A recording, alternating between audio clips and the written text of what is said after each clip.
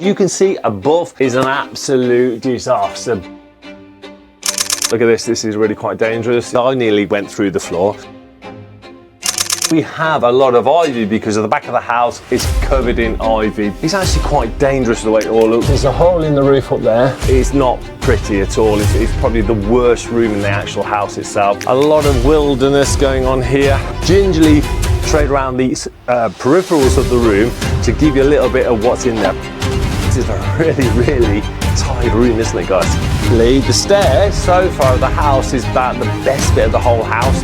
The rest of it definitely needs a load of work doing to it. There's a lot of plaster falling off the walls, the water ingress. It's going to be absolutely stunning.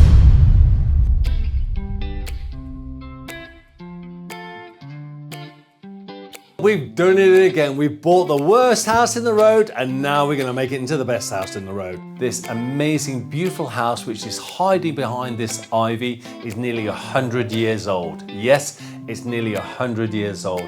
And we're going to bring this beautiful house back into the 21st century and make it a gem. Let's go on this journey together, guys. Let's have it. So good morning, guys, it's Tony. Now, you haven't seen me for a long time because I've been really super busy working on TruTrade to bring it to all you guys. It's a free platform. Check out the link down below.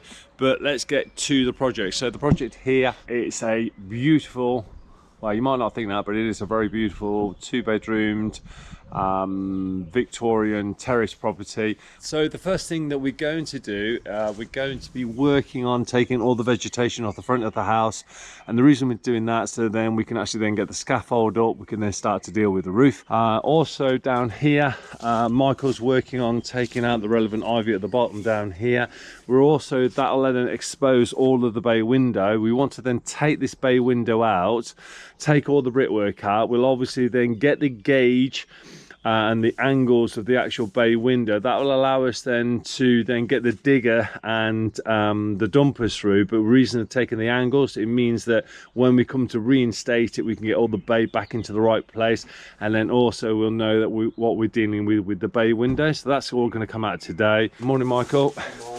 For you guys out there, you may or may not know Michael. So Michael used to work with a proper Yorkshire builder. He was doing some developments with Phil. Michael reached out to me. We sort of had a discussion. He was moving this way and it just made sense to get him on board, and that's why now Michael's with us. We're then going to be coming through to here. Once we've taken out all the base section, we're then going to cut a opening in the wall here, and it'll be 1200 wide. It means we can get the digger and dumper through here. We'll put a concrete lintel up here, but we're going to strip the plaster off here. So the petrol saw will cut through the whole of the brick, making it easier. That will then allow us to gain access then into this room in here. We'll then take out that window there, take out the brickwork down below, which will allow us then to get into the back garden and start sorting the back garden out. But I'm really excited about bringing this project to you. I'm going to be working on this pretty much 24/7 with the lads. So let's crack on and get on with it. There is going to be quite a lot of noise on site. It's just the way it's going to be, these videos. I want them raw. This is how I want it, as it is. We're starting to get the health and safety stuff here. You can see it over here. We've got our site power now connected. John, the electrician, big thank you to him. He came and connected all the electrics. So that means all of the actual house is dead completely. I've not got to worry about electrocuting somebody. So the first thing I'm going to do is I'm going to get the curtains down, take all this off, take the blinds off, take all the curtains down, and then I'm going to then cut the cords to take all the sash windows out and then strip them all down.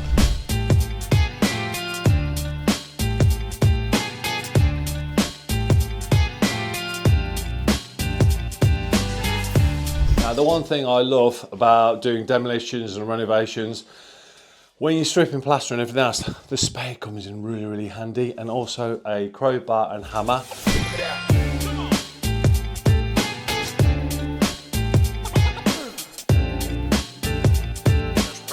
So as you can see, I've accidentally smashed a pane, typically me. Look how thin this glass is. Now, in the olden days, this is handmade glass. So when you see imperfections in glass, it's because it was handmade.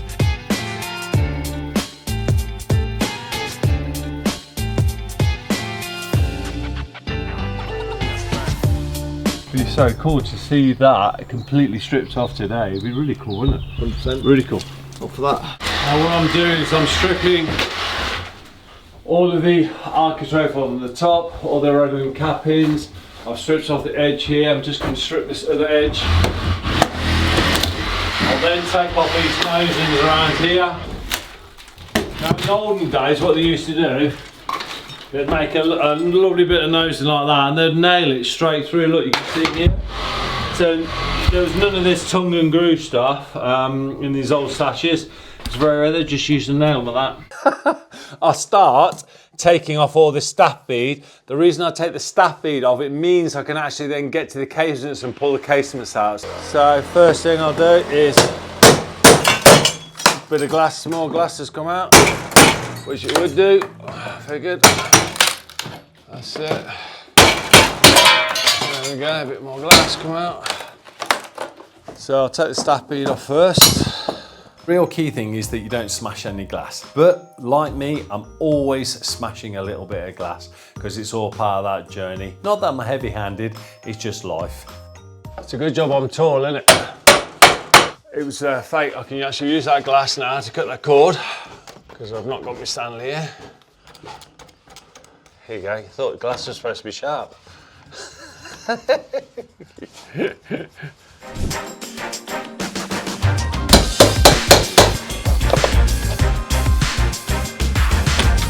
What I'm going to do is then take these out as one whole piece, because if I try and knock these out, the glass will just shatter and go everywhere, and I'm going to try and minimise that, even though I smashed one earlier with the crowbar.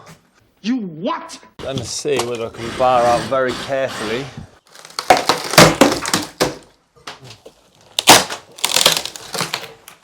Da-da-da.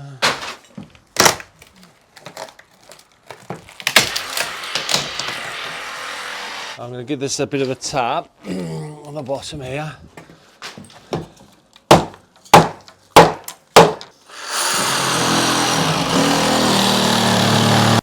There you go, buddy. Yeah, most people won't know me and Tony are actually brothers. He's the good looking one. I'm the older one.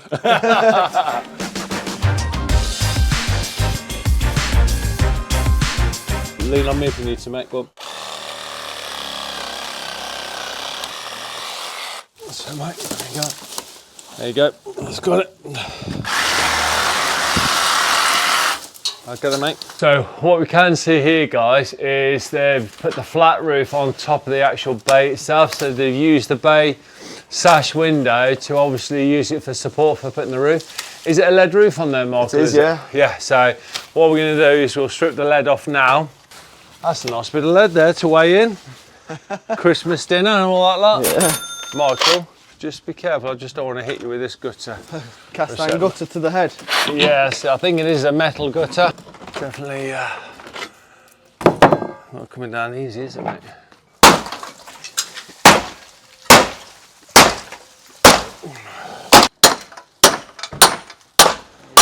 There you go. In's back. There we go. There we go. Get to that now. It was well render off there. Michael, Yes, mate. if I bounce down, I'll let you take the ivy off that side here. Yes. That side there, we can then get to this lead work along there, take that off, and then we can take the rest of the bay out. Is this going on flat bed? Yeah. It's going on to a flatbed. So here, guys, what we're doing, we're getting all the rubbish into the skips to clear and give us a load of space. It's really important that you clear down all of the time. How many of these skips do we reckon we'll actually film? Quite a few, actually. I think through the whole job, we'll probably end up having 10 to 15 skips. He's a good driver, Ian is. I tell you, I've got to give it to him. He's a really good driver. Don't tell him that, though. Woo, oh dear, just so we can get through part of the skip. I'll start passing this stuff, which is there, mate, to you to throw in the back. Oh, okay, buddy, all right.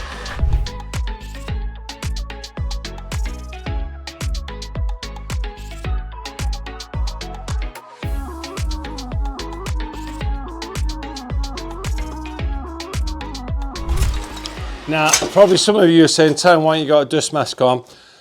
Certain times I will and won't put a mask on. This is one of them because it's a couple of seconds, just moving some dust around. So that's why I won't. Look at that, the old fuse board, look. Is that, mate?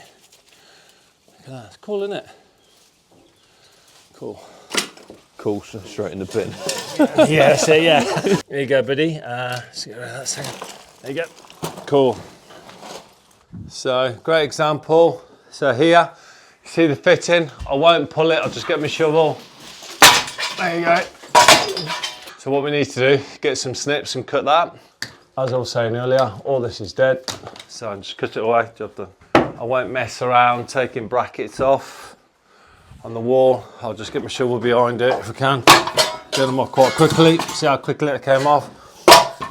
As much as I can, I'll just try and just, that one's a bit tougher, but will come off. There you go. I've got a feeling there's another carpet underneath here. Look, there you go. We'll take all the carpet, we'll move this stuff out of here, take this carpet up completely. It means when we strip this floor, the plaster will just drop down to the floor, just be easier to clean and sweep up as well. So, I was saying earlier with this, I wouldn't mess around, I'll just try and get it up. There you go. I'm going to be cutting myself a hole in here, but the first thing I need to do before I start doing that, I'm going to move this stuff out which is in here at the moment. I'm going to move it into the other room. I can then roll these carpets up. Hopefully by that time Michael has then done the other side on the ivy. That means we can get the bay out fully here. I can then get Michael to template the bay for me, and then I'll get Ian to strip that. I'll then petrol saw this, get this going, and it'll become very dusty when I do that. But I'll take a bit of skirting off now all the way around. Okay, so same again. Won't mess around, use the leverage of the shovel, work my way along. Look, here you go, look, you see? Look at that. I'll do my head in that, we're done. Oh, mate. That's a good bit of ivy, that, isn't it? So let's have a look what's underneath this beautiful flooring. Look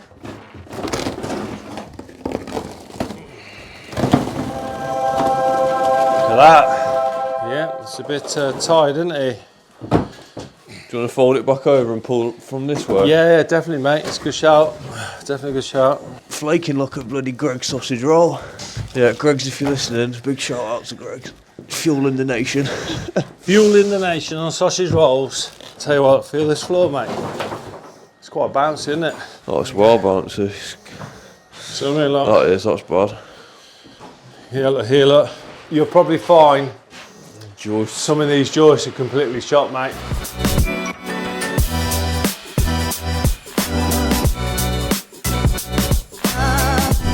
So guys, what's going to be happening here, we're going to do a massive full renovation, as I call it. So in other words, what I mean by full renovation, we strip everything back to the bare brick, because that's really, really key.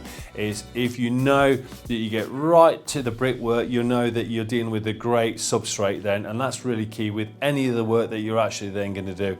And we're then going to go and turn this into an amazing, beautiful house. And by the way, guys, we've noticed on our channel that a lot of you are watching aren't actually subscribing, so definitely hit that subscribe button down below. Much appreciated. Enjoy the video. I might as well take this door lining out. So in the olden days, you can see there was no screws, wedges. All they did is use cut class nails. See, look, cut class nail that is. And you used to put 2 in the bottom, 2 there, 2 there, 2 there, so like 10 fixings in.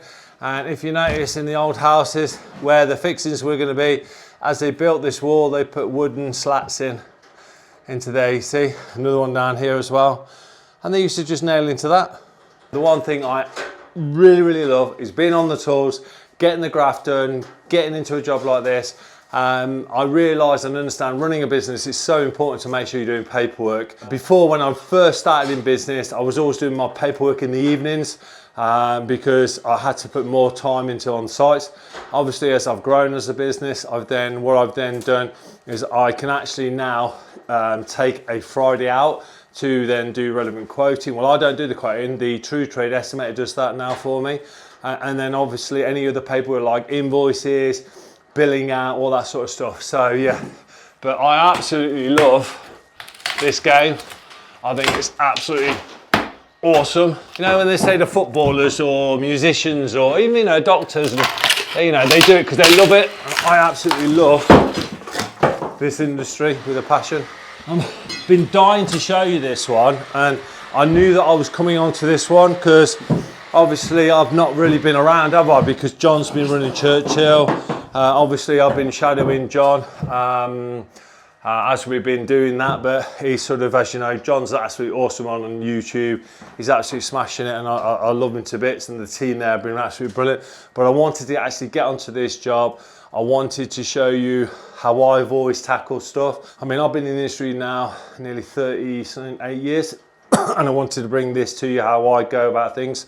And the other thing is I wanted to show you how TruTrade can actually really help you with the industry and make you make money instead of like thinking, oh, am I making any money at the end of the job? So I'm not gonna mess around, start shoveling it. I'm just gonna put it straight down the hole, because when I come to do all the dig out, all that will get done by the digger. It's a bit of architrave to come off there, isn't there, mate, saying that? Is the architrave off the other side? Yeah, so it's just that bit of architrave on there, mate, isn't it? There you go. A bit of archy, there we go.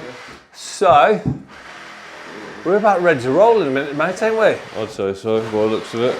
Because oh look, somebody's just taken a photograph. They're like, oh. That'll be posted on Instagram now, won't it? Always got the paparazzi after me. That's it, mate. So that's it for this week's episode. We're going to be releasing these videos every week, and to be sure to follow and subscribe. Now, if you do miss the video, and we'll put all the links and all the descriptions down below of anything that we're actually using, definitely hit that notification bell, because it will notify you every time a video is uploaded. It's really, really key. Throw in any comments, any questions down below that you have about Princess Street or TruTrade. If you want a business advice, go to TruTrade. We can give you all the relevant information. So have a great weekend, guys, and see you next week.